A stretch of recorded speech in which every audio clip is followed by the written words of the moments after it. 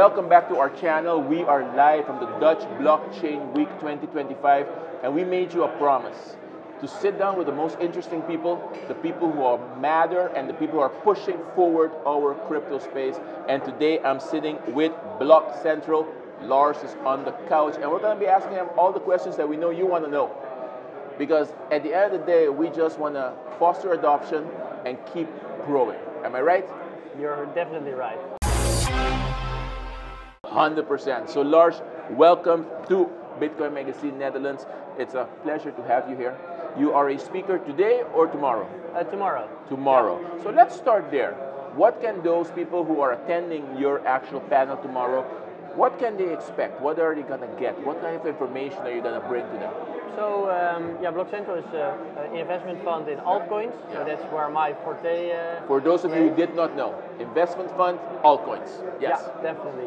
So what we're going to tell the people tomorrow is how can you pick the right altcoin in a Bitcoin-dominated world? Because the last few months, definitely, you see the Bitcoin dominance rising, and everybody that shows his altcoin, like it's above 60% right now. Above 60%. I thought it even touched 65 at some point, which is crazy. We haven't seen that for a long time. I think for Bitcoin Magazine, it's quite amazing, a nice headline. But no, for us, a lot of our investors, they tried it themselves a lot, or they are even in the space for 8 to 4 years, and they bought their Cardano at the top, their Ripple, well, that's maybe not a good example, because that one finally did something. Yes. But they had a lot of altcoins that don't really outperform, and our vision is that you can see every cycle which kind of altcoins and what narrative is really often happening. And 4 years ago, everybody was talking metaverse, for example, and everybody was going to live with the VR goggles on and be in a Minecraft-like world. And 4 years later, nobody talks about it anymore. So for us, that's a really good testimony on why you should shift your altcoin portfolio every 4 years or every cycle. If it really fits the 4 year or not, that's up to debate. But yeah, for us that's really important, and we want to show people that you actually have to shift your altcoin portfolio, and you can't. It's really hard to pick an altcoin now and say that one will do well over a time span of 10 years, in our opinion. On Monday, there was an event at ABN AMRO. Yeah. Did you go? You were there. I talked there as well, yeah. On one of the panels, they made it very clear that one of the things that's standing in the way of innovation and adoption are altcoins. How would you respond to that? So, in the panel, they said that the altcoins were standing in the way of adoption because they had a bad tone to them. Not only a bad tone, but there's so many of them, they're not relevant, there's no use cases for them. Correct. And I'm saying that from me sitting in the audience and getting very frustrated because all 4 of those people had no idea what they're talking about. And just on a side note, at the end of it, one of them said something very interesting. He said that he went to the US and he realized in the US that the Netherlands is running 2 years behind. Yeah, correct. When it comes to crypto. In my mind, I'm like, you are running 2 years behind, and the people on that panel, because the rest of us, we know what's going on. Yeah. But that panel also opened my eyes because a lot of people were shaking their heads and agreeing with what they were saying. Definitely. And according to them, there's no need for altcoins. How do you respond to something like that? Yeah, so I made a remark because I was in the panel after that. I made a quick remark that I really wanted to jump into the conversation with those guys, because I think that they are partially right. If you look at it without the actual knowledge of all the altcoins, and that if you are really in the altcoin sector and looking for the right ones every day, then obviously for somebody who looks from above, you see a lot of them coming, and every dog has a coin now, and every president has a coin now, and yes, of course, that's really, in my opinion, that's also in a way bad for adoption, because those are virtually money grabs, and they will take a lot of liquidity out of the market, and then negative headlines will follow afterwards. So in my opinion, that's a really bad part of altcoins, definitely. But then on the other hand, you have a lot of technology and a lot of companies actually exploring with the blockchain technology, the distributed ledger technology, the smart contracts, whatever not they can do with it. And there lies a whole new world that we don't even have touched yet. And there was also a remark in the first panel about that we are in the internet, the early stage of the internet, and that in 10 or 20 years we maybe. I really agree with that, and that's funny because in the same panel they said that, and they said that altcoins had a bad tone.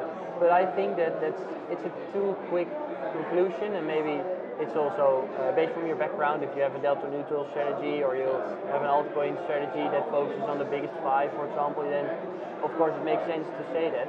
But in our opinion, we look for the smaller ones, the innovative ones, the ones with bold founders that say, this is a new technology which actually makes sense and can do something. And at the end of the evening, we also had to raise our hands whether we want to buy Bitcoin or Solana. And I put up 2 hands for Solana because then at least I was right there with you. Solana, that's where we belong. Correct.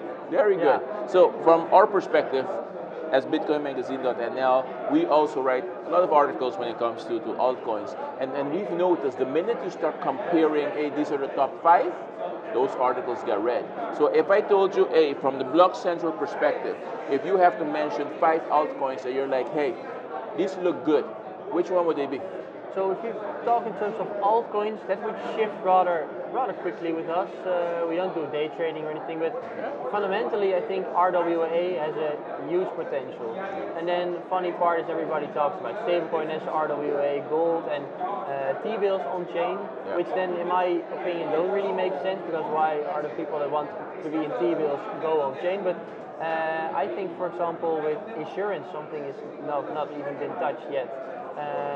So that's possibly something that could go. We're really looking to a company that does something in that space for now. But so as that's not yet there, we're looking for companies that are supplying the rails for RWA, and then we look at Ondo and Injective, for example, which are quite big coins already, but do very well. ZBCN, Zeebeck Network, is one right up our alley. Very good, We really like that one as well.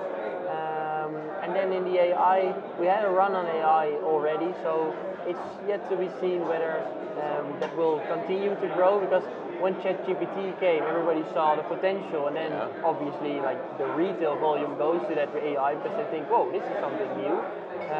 So we were on that wave for a while, but we are looking there right now. But we had Fetch for a while, we sold it.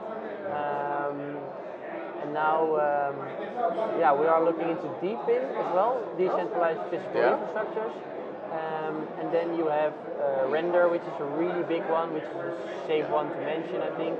But also there, the cap to the upper side is rather limited. So then we look also at something like Hash AI, which is a smaller altcoin, but they are ramping out new facilities every month. And they keep growing, innovating. And what we also do, because as a fund, a lot of funds do 22 rule with 20% performance fee and 2% management fee. We have the 20 as well, but the 2% management fee, we do it a bit different. We say we cut that entirely because we want to be performance based. So what we say is we're not going to eat your portfolio passively. What we're going to do is we are buying the coins and we're doing stuff with them. So we will stake them, we will deploy them to liquidity pools if we can hedge it and do it delta neutral way. In that sense, we can do 10 to 15% extra yield on a year, and then we share in that revenue. But then we add to the portfolio instead of taking stuff out and doing passively. That puts a lot of pressure on you, though. Exactly, but we know where to look, and we have a lot of good coins that do well. And Hash AI, for example, has a lot of revenue as well. You can stake the coin and be a part of that revenue stream as well, which is very, very good for our fund as well. You mentioned something just now. Every dog has a coin and every president has a token. How does the fact that every dog and every president affect the way that you guys do business? Well, it definitely makes us our job very interesting because, as you say, every week there's a big event regarding a dog coin or a president coin. Yes. Obviously, our investors ask about it. Whether we always say we don't do it, but then if they see the Trump coin going 20x, they always ask us, did you do something with it? Did you do something with it? So, but no, we don't, because we have a strict policy in that. But it makes our work definitely interesting. But interesting because we have to shift through a lot of shit, sorry for the word. That's a fact. Before we get to the right ones. But then if you get the right one, then the potential to the upside is definitely higher in our opinion. But we are still a very big advocate of regulating some kind in the meme coin space or doing anything with it, because we think that it's just too easy now. And what you saw with Pump Fund, for example, a few months ago, it derails. People get really crazy. Yeah. And that's, I think that there should be something in place there. You can't forbid a free market, of course, but there should be some more warnings or anything in place. Somebody should set up guardrails. I think that would be a very good one, because I think a lot of capital now flows to those coins, and people gamble on chain, which maybe they otherwise would have done in a casino or anywhere else. So that gives more potential to the places where they do it. So Solana, for example, had a big run because of it. So in that sense, it's also a good thing in the part. But yeah, I think we have to look very well how we want to see that in a few years from now, because it can also be dangerous, as we saw Pump Fund. That's true. So Blockcentral is pushing us towards a more secure system, making sure that we can keep growing. That's the most important part. We all want to grow. Lars, thank you very much for your time. Thank you very much for your words. Thank you very much. Everything you heard today, you'll be able to find back on their website. You need information, check out their socials, and we will keep bringing you the most information that we can get by putting on important people in our chair and talking to them. Share this video, like this video, leave a comment, and we will keep moving forward and bringing you live right here from the Dutch Blockchain Week 2025. See you soon.